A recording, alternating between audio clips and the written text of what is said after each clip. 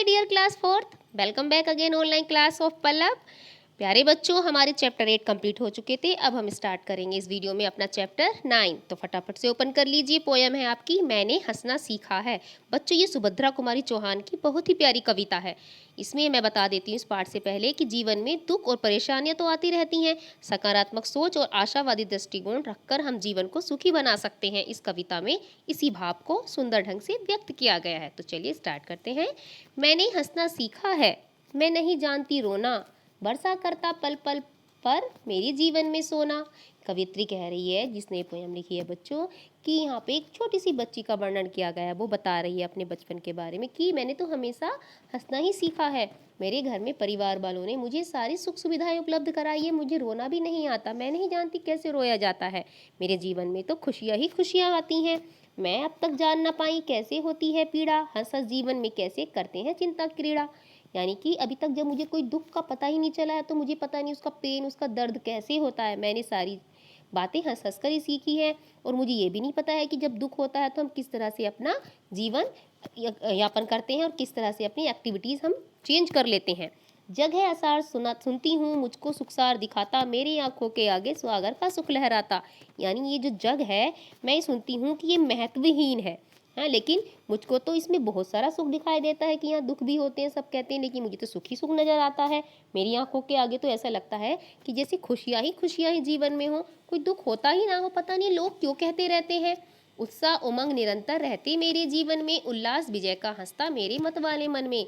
यानी जब बच्चों आप खुश होते हो तो आपको मन करता होगा ना कभी डांस करने का, कभी म्यूजिक सुनने का, कुछ अच्छी अच्छी एक्टिविटीज़ करने का। तो वो यहाँ पे कह रही है, ये कवियत्री है, कि मुझे ऐसा लगता है, इस नन्ही छोटी बच्ची के द्वारा कह रही है, कि जब जीवन में खुशियाँ होती हैं तो हमें यही मन करता रहता है कि हम नए नए काम करें, और अंदर से मन प्रफुल्लित रहता है कि आज हम ये नया नया सीखें, इस तरह की हरकतें करें, ताकि घर वालों को भी हमारे मुख पर प्रसन्नता दिखाई दे।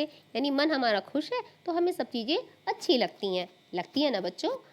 आशा आलोकित करती मेरे जीवन को प्रतिक्षण, है स्वर्ण सूत्र से वलित मेरी असफलता के घन।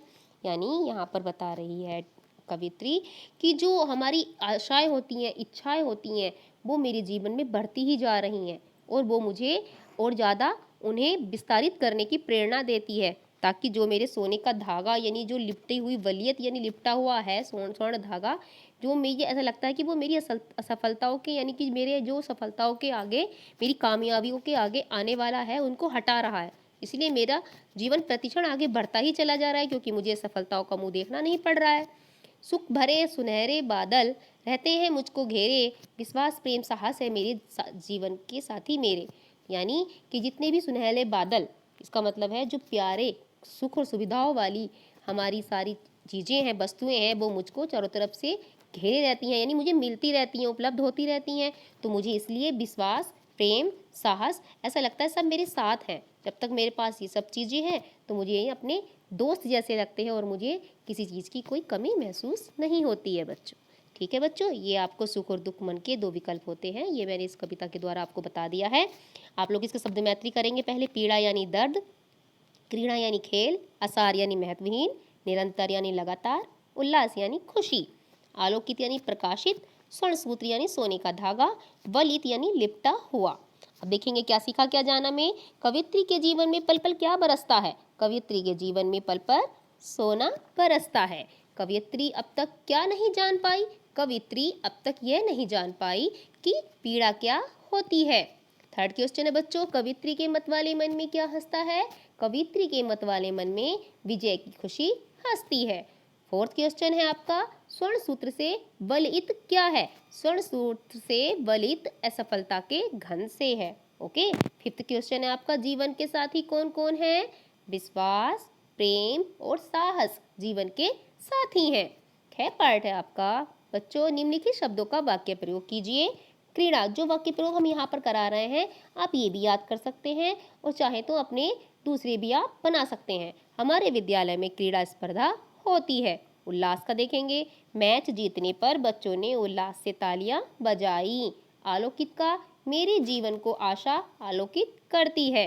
प्रतिक्षण, गर्मी प्रतिक्षण बढ़ रही है। विश्वास, अनजान व्यक्ति पर विश्वास नहीं करना चाहिए। व्याकरण बोध देखेंगे, समझिए और लिखिए।